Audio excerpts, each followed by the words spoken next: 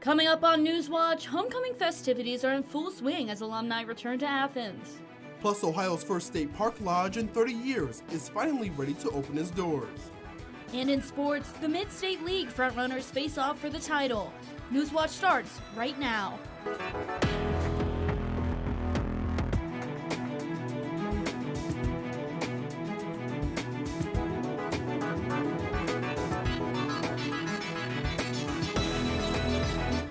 Good evening, I'm Andre Knowles. And I'm Lexi Lepoff. Welcome to Newswatch, your source for news impacting southeastern Ohio. Homecoming is underway at Ohio University with alumni from all over the country coming back to Athens for the weekend. That's right, Curtis Fader is live out at the Alumni Gateway with more on the weekend's events. What is it looking out there, Curtis? Well, guys, today was a mixture of both celebrating the old and embracing the new, with multiple causes for celebrations all over the Athens campus here at Ohio University. What's not here to bring me back? The food, the people, the campus, everything in the community. Well, sorry about that, but multiple OU alums did go to the Concord Alumni Center to celebrate their accomplishments of being OU grads, and they were able to see food trucks there to both eat, reconnect, and in addition, they got to win some prizes over there. Now, you were seeing a snippet of there. That was an OU alum who graduated in 2005, and this is what he had to say about what brought him back to Athens. What's not here to bring me back? The food, the people, the campus, everything in the community. It's a great place when I spent my 4 years here. It's a great place to spend these 17 or so years after graduating. President Hugh Sherman was in attendance for the university's ribbon cutting ceremony for Paw Print Park, a new public space on South Greens with amenities such as hammocks and cornhole for students to hang out. Now, as for the homecoming festivities as a whole, there is a lot more scheduled, and we have homecoming football game and the homecoming parade before then. So a lot to expect to celebrate for both the students and the alumni. Well, thanks, Curtis. Looks like a lot of fun. Many Ohio University alumni gather in Athens for homecoming, but some don't have to travel so far. We went to speak to some of the alumni who decided to stay here after graduation. Hundreds of Ohio University alumni traveled to Athens this week, but some are already here. Do you want it back for this? Yes, please. Okay. Tim Martin, the owner of Ohio is Home, grew up in Athens, but decided to stay long-term after graduating. I think that there was a small niche that needed filled here. And, you really do have a lot of this kind of stuff in larger cities like Columbus and Cleveland, but I feel like Athens really needed that. Martin has a graphic design degree from OU, which has helped him own his business. But the pride of Bobcats helped Martin decide Court Street was the place to set up shop. We are a pretty small university in a small town, but people really love the area. Other OU alumni have decided to own businesses in Athens, partly because they grew up here, like Martin. But there are some who are drawn here because of the university. That's the case for the owners of Britain's Coffee Cafe. The adjustment is more going from being a student living in Athens to a resident. Josh Thomas and his wife are the current owners of Britain's, but they weren't always the owners. Midway through my senior year, the store was looking for somebody to run the store and be the manager. So I took over. 3 years later, Thomas and his wife decided to buy the cafe. It was like I owned it already for the years that I was managing it. Making it an easy decision. Even if it weren't for the coffee shop, Thomas said he believes he and his wife would make their way back to the area after graduating. Again, it's a good community. We like it here. Again, just like anything else, it has its ups and downs as well, too. But I could see us probably coming back. Martin and Thomas both are excited to see former classmates as alumni take over the campus again this homecoming season.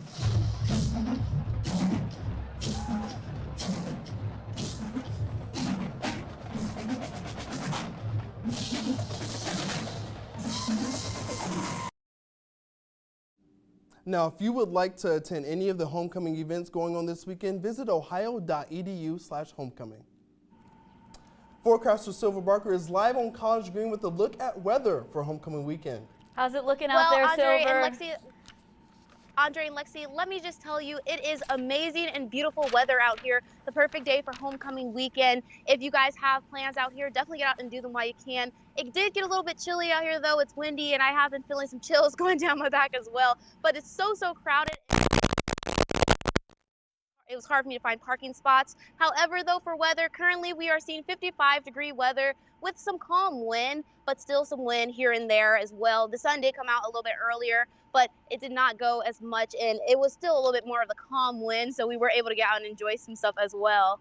And then taking a look as well at right now temperatures even surrounding Athens, we do see that everything seems to be in the higher 50s to lower 60s. So even if you're not here for homecoming weekend, you still can get out and enjoy that. So Andre and Lexi, I hope you guys are able to get out and enjoy it as well. Back to the studio.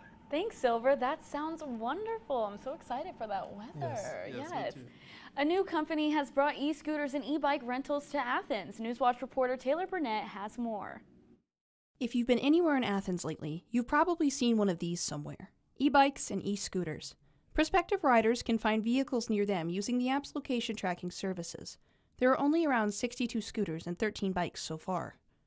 But more transportation for some doesn't mean accessibility for all. So then someone like me who uses a wheelchair, someone who uses a mobility device, like a wheelchair type of scooter, someone who uses a walker, all of a sudden they can't get on the sidewalk, they can't get through. With a new company, McNally said he assumes they will need to meet up with the city again to discuss the possibility of more designated parking places, as well as awareness for why proper parking is so important. But we're certainly being mindful and watchful to make sure that they are not being left in locations that they shouldn't be. While the city is working on keeping sidewalks accessible, scooters and bikes do make sense with the city's focus on bikeability. But for me, in particular, the e-bike, which has a range of 50 miles on a charge, I see some real utility of those when you look at the bikeability. The bikes and scooters can be driven from the west end to the east end, but there are areas where the scooters can't go, like the first block of Court Street in College Green. And there are areas, especially around Ohio University's campus, where there are specific designated parking spots. For Newswatch, I'm Taylor Burnett.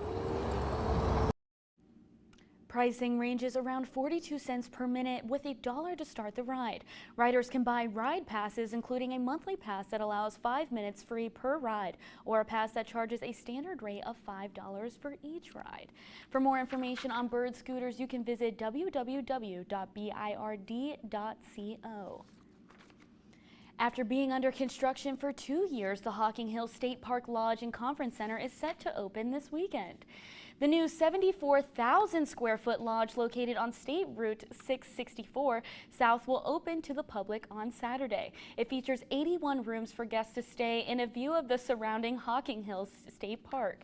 The property includes full-service dining at the Rock House Restaurant and Pub, a grab-and-go cafe, a formal event space that holds up to 230 people, a fitness center, gift shop, indoor and outdoor pools, and more. According to the website, a room with a king-size bed runs around $179 a night. Coming up, Uvalde School District has suspended its school officer unit. Plus, President Biden warns of potential nuclear Armageddon. That and more when Newswatch returns. October is here. There's no better time for high school football. This Friday, St. Clairsville travels to take on rising stars of the Buckeye 8, the Union Local Jets. Washington Courthouse battles Chillicothe, looking to set up an FAC title match with Jackson. And in a game with high stakes for the MSL Buckeye, Bloom Carroll defends their title against Logan Elm. So join us on Friday night at 11:30 p.m. on WOUB. And remember, there's nothing better than Friday nights and gridiron glory.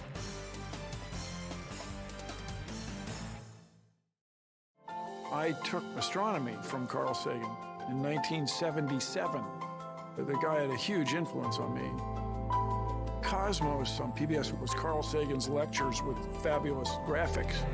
Bill Nye, the science guy. PBS and I are a perfect match. It's just wonderful programming, not just for kids, but for all of us. Carry on. Don't you people have school to work on? We're losing ground on making Black America. But at the same time, there is this explosion in Black institutional life. The places. Black women really were at the forefront in entrepreneurship. And secret spaces. Those queens were dressed to the nines. That built Black life. On the page, on the stage, we still make life swing. Tuesday at 9 on WOUB.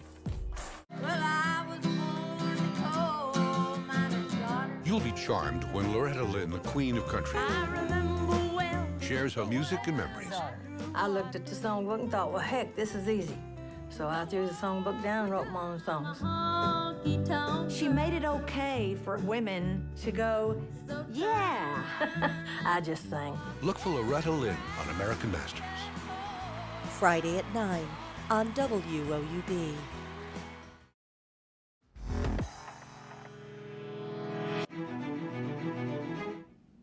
The Uvalde School District has suspended its entire school police force and placed 2 school officials on leave. The school district sent a news release Friday saying the action was a result of, quote, recent developments. According to a statement, the suspended officers will fill other roles within the district for now.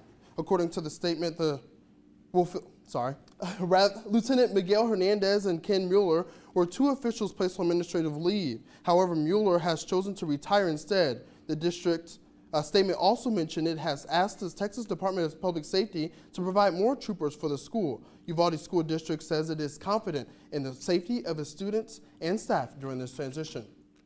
All prior federal offenses of simple marijuana possession have now been pardoned by President Biden. Chris Wynn has the latest from the nation's capital. I'm announcing a pardon for all prior federal offenses for the simple possession of marijuana. There are thousands of people who are convicted for marijuana possession who may be denied employment, housing, or educational opportunities as a result of that conviction.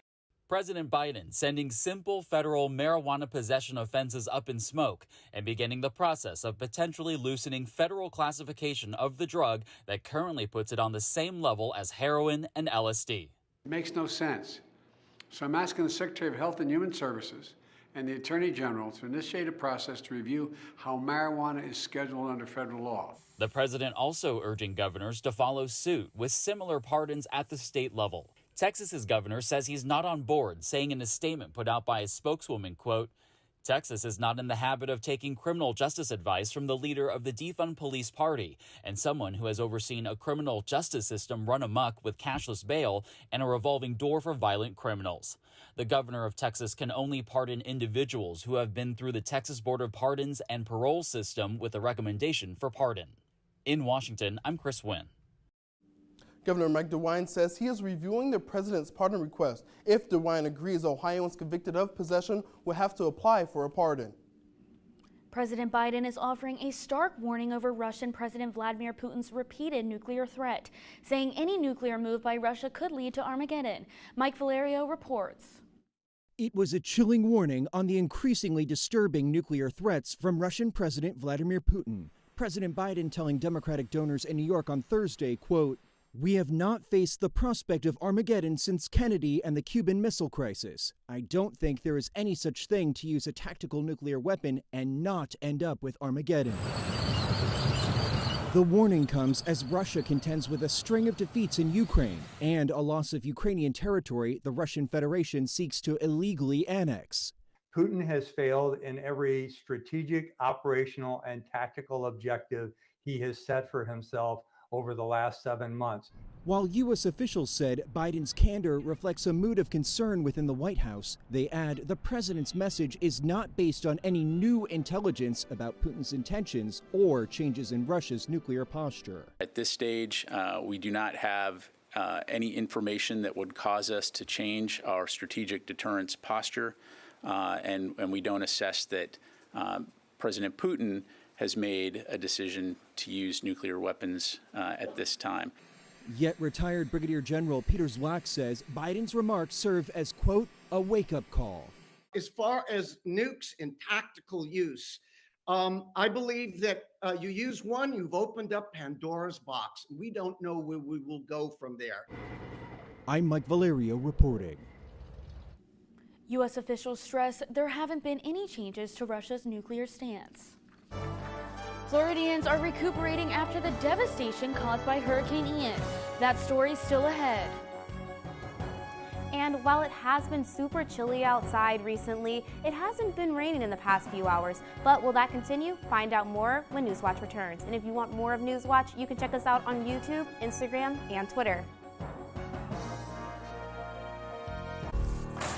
We're losing ground on making Black America But at the same time, there is this explosion in Black institutional life. The places Black women really were at the forefront in entrepreneurship. and secret spaces Those queens were dressed to the nines. that built Black life. On the page, on the stage, we still make life swing. Tuesday at 9 on WOUB. You'll be charmed when Loretta Lynn, the queen of country, shares her music and memories. I looked at the songbook and thought, well, heck, this is easy. So I threw the songbook down and wrote my own songs. She made it okay for women to go, yeah. I just sang. Look for Loretta Lynn on American Masters. Friday at 9 on WOUB. October is here. There's no better time for high school football. This Friday, St. Clairsville travels to take on rising stars of the Buckeye 8, the Union local Jets. Washington Courthouse battles Chillicothe, looking to set up an FAC title match with Jackson. And in a game with high stakes for the MSL Buckeye, Bloom Carroll defends their title against Logan Elm. So join us on Friday night at 11:30 p.m. on WOUB. And remember, there's nothing better than Friday nights and gridiron glory.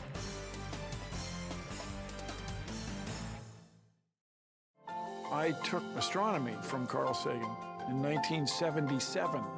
The guy had a huge influence on me. Cosmos on PBS was Carl Sagan's lectures with fabulous graphics. Bill Nye, the Science Guy. PBS and I are a perfect match. It's just wonderful programming, not just for kids, but for all of us. Carry on. Don't you people have school to work on?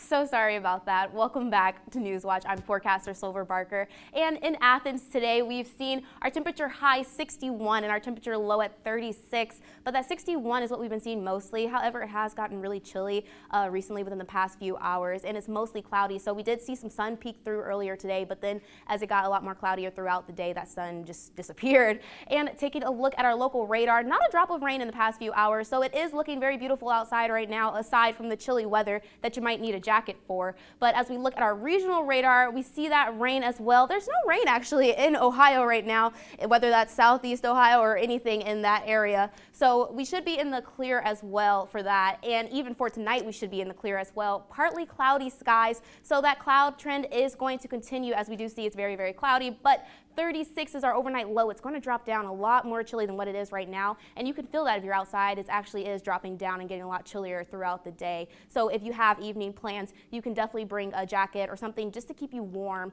out there while you're maybe here for homecoming weekend. And looking at our high and low pressure system, we do see we have high pressure here in Ohio right now. And that high pressure is the reason we've been having dry weather for the most part. And low pressure is nowhere to be seen in here. So yeah, that high pressure, we've been getting pretty nice temperatures.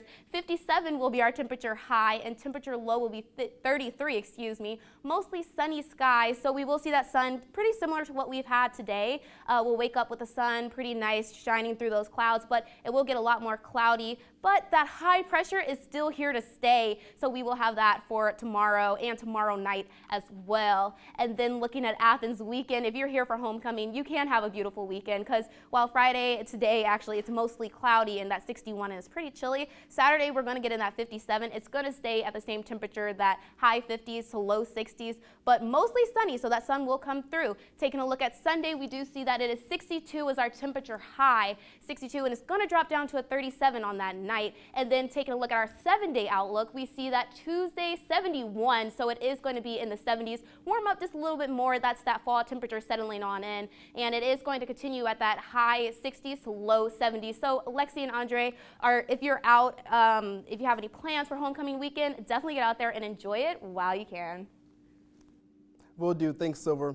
1 week after Hurricane Ian hits Florida, thousands of people have been rescued from their homes. Many are still without power and running water as well. Gloria Pazmino is in Fort Myers with more. It's been more than a week since Hurricane Ian slammed into Florida's southwestern coast, and the devastation is still impacting several communities. It just breaks my heart. My hometown is no longer existent, pretty much. Thousands of people in Florida are still dealing with destroyed homes, power outages, and tainted water.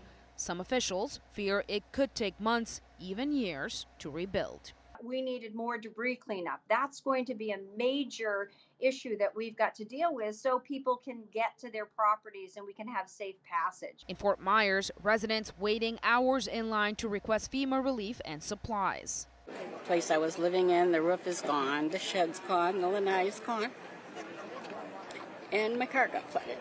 Susan Tatey says she just wants a new mattress to sleep on because most things in her home were destroyed. While many deal with the loss of their home, others mourn the loss of their loved ones. The storm taking the lives of at least 124 people in Florida. In Fort Myers, I'm Gloria Paspino reporting. Major in engineering. And after the break, get the loadout on the Gridiron Glory Game of the Week, as well as the rest of the games in our coverage. On American Experience. In Tulsa, Oklahoma, they were a thriving black community in a segregated world. But in 1921, it would all but disappear. I remember the white people coming in with torches, setting our house on fire. They were shooting from airplanes. My husband said, "Baby, we've lost everything we had." Going back to T-Town on American Experience. Saturday at 9 on WOUB. Tired of spending so much time and money on vehicle maintenance and repairs? Make this October Cartober when you donate a car, truck, RV, or boat to our station. Spare yourself the headache of never-ending repair bills or the hassles of selling your car yourself.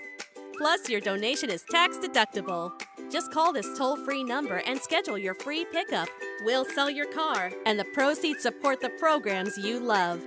Donate today. We're losing ground. On making Black America.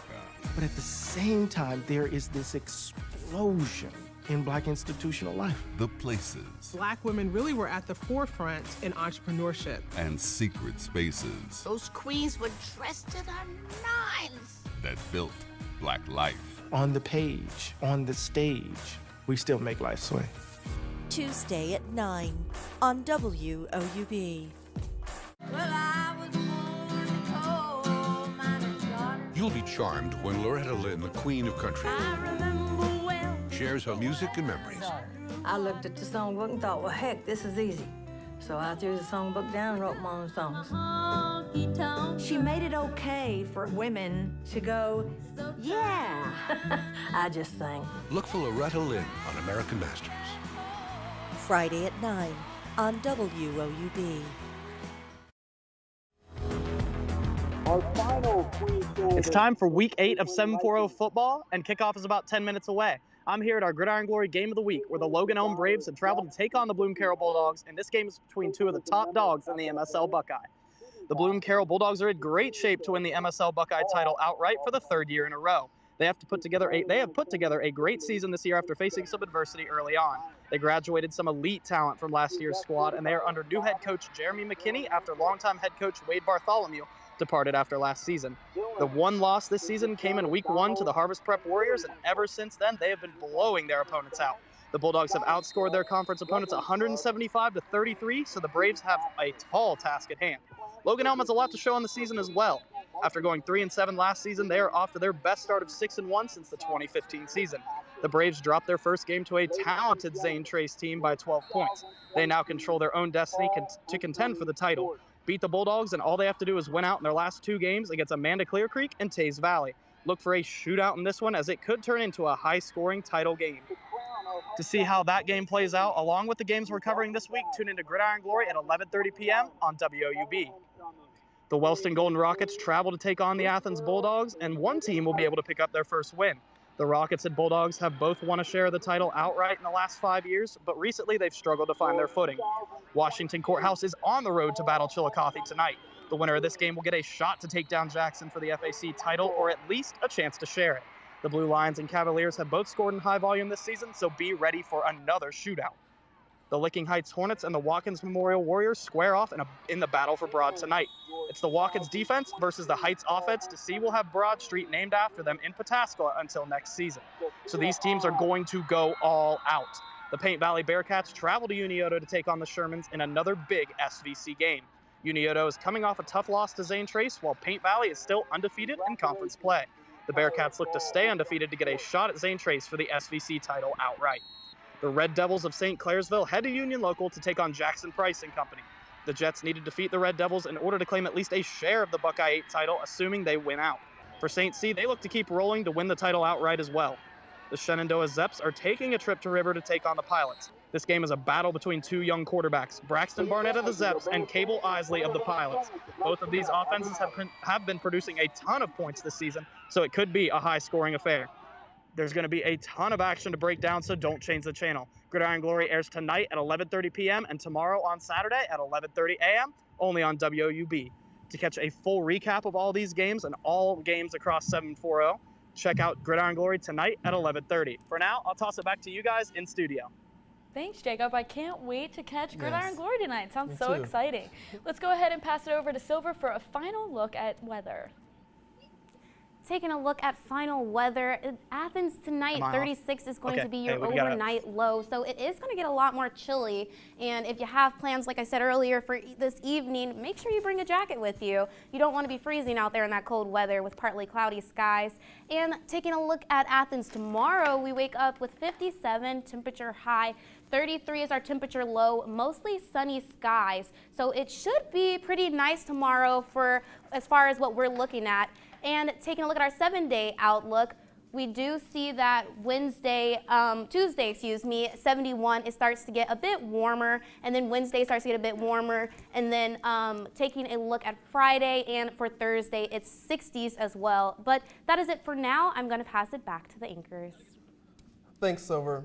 So, Lexi, I've been waiting to ask you about this. I saw you on campus talking to some students and possibly a deer? Yeah, so Andre, in the spirit of homecoming week, I really wanted to do something fun, and I went around campus and quizzed students on OU history. Oh, yikes. How was that? Well, I think you should see for yourself because it wasn't that great. Excuse me, sir, are you excited about homecoming? It is officially homecoming week here at Ohio University, and we're going to go around campus today to see how well people know OU history. Let's go see how they do. What year was Ohio University founded? 1804. 1804. 1804. Exactly, she's quick with it. Who is Ohio University's current president? I plead the fifth. Oh, I have no clue. You take a guess? I could not tell you. Oh, President Sherman. Yes, correct. Hugh Sherman, obviously. Sherman. What is the name of Ohio University's fight song? Is it Alma Mater? I'm not sure about that one. I'm just gonna go with something Ohio. I plead the fifth. Stand up and cheer? Yes, that's correct. Oh, stand up and cheer. What is the oldest building on campus? The president's home. Is it Boyd? No, not Boyd. I mean Baker.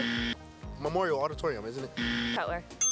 That is correct. Who was the first woman to graduate from Ohio University? Oh, Sandra Bullock. No. I have no idea. Plead the fifth. Margaret Boyd. Yeah, she knew that one. That is hilarious. I mean, I really enjoyed that, finding out those questions. Some of those I didn't even know myself. Yes, I know. I thought that they would know. I was a little disappointed, to be honest. Yeah, I'm glad when I saw you, I ran away. That does it for our broadcast this evening. Thanks for watching. I'm Andre Knowles. And I'm Lexi Lepoff. Stay tuned for PBS NewsHour coming up next. And remember, you can find the latest news anytime at WOUB.org. Have a great night, and let's take a look at Athens. Homecoming weekend. Yes.